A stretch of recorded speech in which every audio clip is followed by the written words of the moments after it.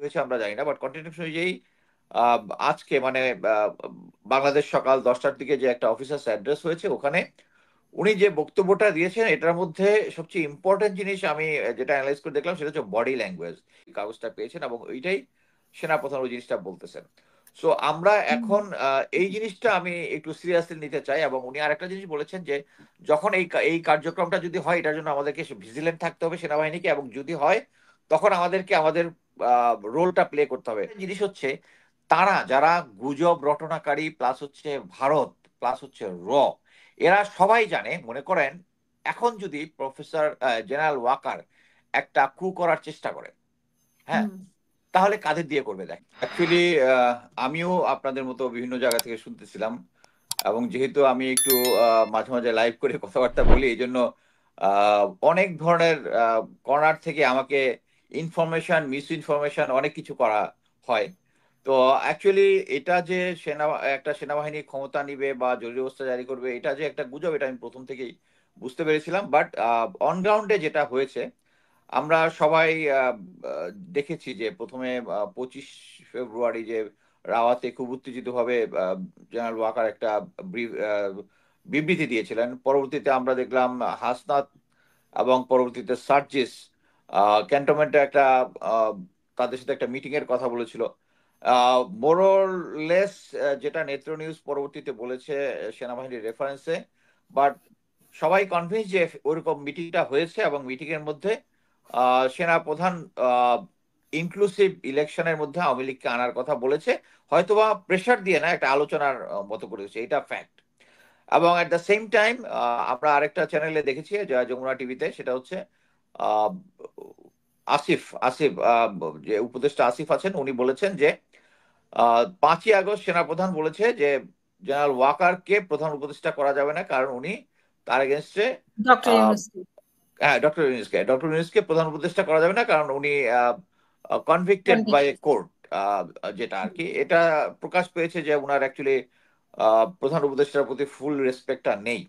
But আমি বলবো যে হাসনাত এবং সার্জিস আহ, তাদেরকে আমি সেলুট জানাই অ্যাকচুয়ালি এই জিনিসটা সামনে আনার জন্য। এবং সামনে আনার জন্য যেটা হয়েছে যে গুজবটা উঠেছিল যে সেনাপ্রধান জেনারেলরা মিটিং করতেছে, এটা সত্য যে জেনারেলদের সাথে এর আগের দিন একটা মিটিং হয়েছে, কিছু জেনারেল ফিজিক্যালি এবং কিছু জেনারেল ভিডিও কলের মাধ্যমে যুক্ত হয়েছেন। এবং পরবর্তীতে ওইটার কনটেক্সট অনুযায়ী ওখানে তো কি হয়েছে আমরা জানি না, বাট কনটেক্সট অনুযায়ী আহ, আজকে মানে আহ, বাংলাদেশ সকাল 10টার দিকে যে একটা অফিসার্স অ্যাড্রেস হয়েছে ওখানে উনি যে বক্তব্যটা দিয়েছেন এটার মধ্যে সবচেয়ে ইম্পর্টেন্ট জিনিস আমি যেটা অ্যানালাইজ করে দেখলাম সেটা হচ্ছে body language. He was very হাম্বল। মানে আগের যে তার ভিতরে উত্তপ্ত একটা ভাব ছিল এটা এখানে দেখা যায় না। উনি খুব হাম্বলি উনি বলেছেন যে প্রথমেই, এবং প্রফেসর ইউনুসকে খুব রেসপেক্টফুলি তার কথা স্মরণ করেছেন। এবং মেইন যে জিনিসগুলো বলেছেন সেটা হচ্ছে প্রথমে সবাইকে ধন্যবাদ জানিয়েছেন সেনাবাহিনী যে এতদিন ধরে আছে ওখানে, তারা অনেক সময় পেট্রোলিং এর জন্য ঠিক মতো ইফতার করতে পারতেছে না। এগুলো অ্যাকচুয়ালি রুটিন অপারেশনাল এবং প্রশাসনিক অনেক কিছু উনি বলেছেন, যেটা আমরা আমাদের সৈনিকদেরকে যখন কাজে অপারেশনে থাকি তারা মোটিভেট করার জন্য আমরা সবসময় ইয়া থাকি। যেখানে গ্রাউন্ডে অফিসার যারা আছে, কমান্ড সিও যারা আছেন বা কোম্পানি কমান্ডার আছেন, তারা তো এটা ডেইলি বেসিসে করেন, ডেইলি 2-3 বার করেন, যেটা সেনাপ্রধান হয়তো বা মানে 15 দিনে বা 20 দিনে একবার বা 1 মাসে একবার করতে পারেন। সেই জিনিসটাই উনি করেছেন। এর পাশে সবচেয়ে ইম্পর্টেন্ট যে জিনিসটা উনি বলেছেন আমার কাছে যেটা মনে হয়েছে সেটা হচ্ছে উনি বলেছেন ওনার কাছে ক্রেডিবল ইনফরমেশন আছে, ইন্টেলিজেন্স আছে যে আগামী 1 মাসের মধ্যে বাংলাদেশে কোনো টেরোরিস্ট অ্যাক্টিভিটি সন্ত্রাসী কার্যক্রম হতে পারে। আপনি যদি হুম, মনে করে থাকেন 3-4 দিন আগে আমার যদ্দূর মনে পড়ে যে তৃতীয় মাত্রার জিল্লুর রহমান একটা লাইভ করেছিলেন, ওই লাইভে বলেছিলেন যে বাংলাদেশের সামনে একটা আহ, এরকম সন্ত্রাসী হামলা হওয়ার সম্ভাবনা আছে। এটা ধরে নেওয়াই যায় সেই একই গোয়েন্দা সংস্থায় জিল্লুর রহমান এই কাগজটা পেয়েছেন এবং ওইটাই সেনাপ্রধান ওই জিনিসটা বলতেছেন। সো আমরা হুম, এখন এই জিনিসটা আমি একটু সিরিয়াসলি নিতে চাই। এবং উনি আরেকটা জিনিস বলেছেন যে যখন এই কার্যক্রমটা যদি হয় এটার জন্য আমাদেরকে ভিজিলেন্ট থাকতে হবে সেনাবাহিনীকে, এবং যদি হয় তখন আমাদেরকে আমাদের রোলটা প্লে করতে হবে। আশা করি সেনাপ্রধান ওই রোলটা অবশ্যই পজিটিভ হবে। বাট এইখানে আমরা সবাই জানি যে এতদিনের যে আমরা বাংলাদেশে এই গত 7 মাসে আমরা যেগুলো দেখি, যেগুলো নাশকতামূলক কার্যক্রম যেগুলো হয়েছে, ইসকন যে কাজগুলো করেছে, চিটাগাঙে যে একজন লয়ারকে যে হত্যা করা হয়েছে, আনসারদের যে একটা ইয়া হয়েছে, বিভিন্ন সরকারি সংস্থা আহ, যে সমস্ত দাবি দাওয়া ছিল, এই সব কিছুতে দেখা গেছে ওই পিছনে একটা আওয়ামী লীগের হাত আছে অথবা ভারতের একটা লিঙ্ক আছে।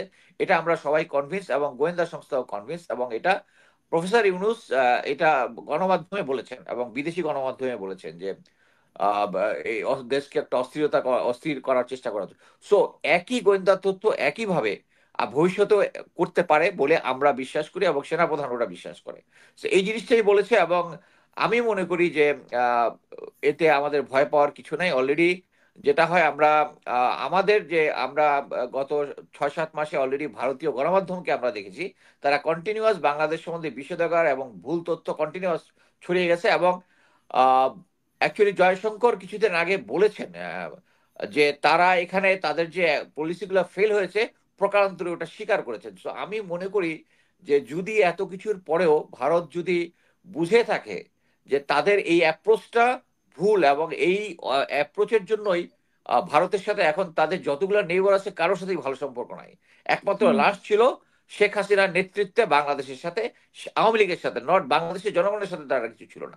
সো আমি মনে করি হুম। যে এই পরিস্থিতিতে এই যে ইনফরমেশনটা দিয়েছে, এইটা ইনশাল্লাহ মানে তারা যারা এটা প্ল্যান করতেছে তারা বুঝতে পারবে যে এখন it is not the right time, এবং প্রফেসর ইউনূস সরকারকে তারা কোনোভাবেই হেলাতে পারবে না।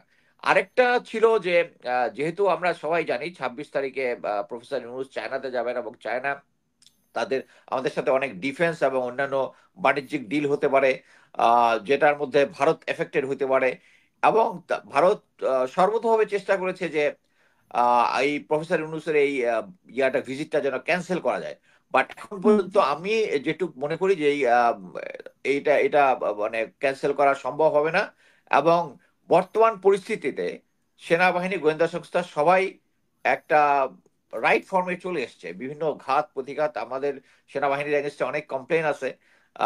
কমপ্লেনটা শুধু পুরা সেনাবাহিনীর ভিতরে না, এটা হচ্ছে সেনাবাহিনীর কতিপয় অফিসারদের বিরুদ্ধে যারা অলরেডি গুম খুনের সাথে জড়িত। এবং আমি আগেও বলেছি যে এই যারা শেখ হাসিনার চামচা যারা ছিল, যারা এই গুম খুন করে এই সরকারকে এতদিন রেখেছে, তাদের স্ট্রেংথেই অ্যাকচুয়ালি সিভিল প্রশাসন থেকে শুরু করে আইন শৃঙ্খলা বাহিনী এবং আওয়ামী লীগের পান্ডা যারা দেশে বিদেশে আছে, তারা একটা হোপ, একটা ভুয়া একটা হোপ জারি রেখেছে, জারি করে রেখে বিভিন্ন এনার্কি সিচুয়েশন তৈরি করার চেষ্টা করছে। বাট এখন এটা মিথ্যা প্রমাণিত হয়েছে, এবং আমি মনে করি যে তাদের মনোবল একদম শূন্যের কোঠায় চলে গেছে এখন। আমি মনে করি না এই ধরনের কোনো ইয়া হবে। ইভেন আমাকে বিভিন্ন ইয়া থেকে যখন ভুল তথ্য দেয়, আমাকে অনেক উল্টাপাল্টা তথ্য দিচ্ছিল যে প্রফেসর ইউনূস নাকি চায়না থেকে সরাসরি ইউরোপে কোথাও চলে যাবে। আমি জাস্ট বলছি যে দিস ইজ বুলশিট। এবং অ্যাকচুয়ালি তারা চেষ্টা করে যে যারা একটু কথাবার্তা বলে তাদের মধ্যে দিয়ে এটা বলার জন্য। সো এখন আমি মনে করি যে প্রফেসর ইউনূস সরকারের বিরুদ্ধে যে সমস্ত ষড়যন্ত্র আছে, বাংলাদেশের বিরুদ্ধে ষড়যন্ত্র আছে, তা এখন সাবসাইড হয়ে গেছে। আমি আশা করতেছি যে জেনারেল ওয়াকার এবং গোয়েন্দা সংস্থা থেকে শুরু করে সবাই একটা সিস্টেমের মধ্যে চলে আসছে।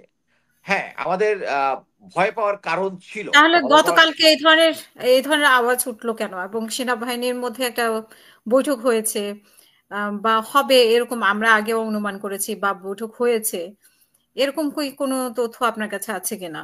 হ্যাঁ, আর আমি তো বললামই যে একটা জরুরি সেনাবাহিনীতে। অবস্থা জারির প্রসঙ্গটা কি আসলে পুরোটাই গুজব নাকি এরকম কোনো আসলে প্ল্যান ছিল? না, না, এটা পুরোটাই গুজব। আমি বলবো কি এই কারণে, কারণ একটা কনফারেন্স তো হয়েছে, জেনারেলদের একটা কনফারেন্স হয়েছে, কিছু জেনারেল ফিজিক্যালি জয়েন করেছে, আর কিছু কিছু জানার। জেনারেল ভিডিও কলের মাধ্যমে কনফারেন্স, এবং ওইটার মিনিস্টার ইয়াতেই পরবর্তীতে এর পরের দিন আজকে যেটা সকালবেলা যে অ্যাড্রেসটা হয়েছে আর কি, যে অফিসারদের অ্যাড্রেস যেটা হয়েছে।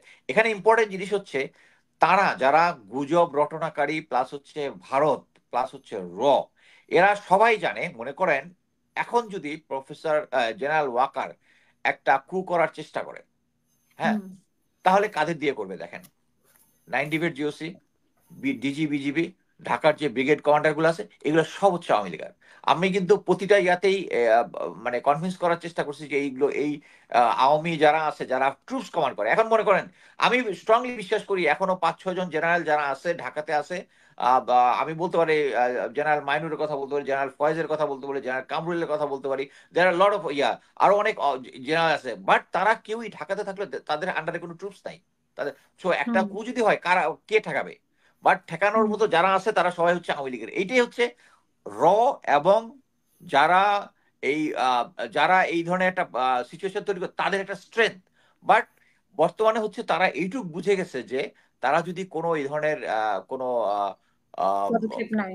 পদক্ষেপ নেয় তাহলে জনগণ এবং সেনাবাহিনীর মূল অংশটা এটাতে সাপোর্ট দিবে না। এই কারণেই তারা এটা করতেছে না, কিন্তু তারা কিন্তু স্ট্যান্ড বাই। আমি প্রতিটা ইয়াতে এই জিনিসটাই বলেছি যে যারা ট্রুপস কমান্ড করে দে আর অল আওয়ামী লীগার। ঢাকা এবং হুম। আশেপাশে যে ঢাকা হচ্ছে সেন্টার অফ গ্র্যাভিটি, এটা কন্ট্রোল করার জন্য যারা আছে, যারা কমান্ডে আছে সব আওয়ামী লীগার, এবং এদেরকে জেনারেল ওয়াকার সরাচ্ছে না। বাট এখন পরিস্থিতি এমন হয়েছে যেটা আমি মনে করি না সেনাবাহিনীর ক্ষমতা দখল করা বা কু করা বা জরুরি অবস্থা গ্রহণ করা এরকম কোনো সিচুয়েশন আছে। এবং জেনারেল ওয়াকারের একটাই পজিটিভ দিক, উনি রক্তপাত চায় না, এটা আমি বিশ্বাস করি। কিন্তু আওয়ামী লীগের কথায় উনি চলতেছে, এটাও আমি বিশ্বাস করি। ধন্যবাদ।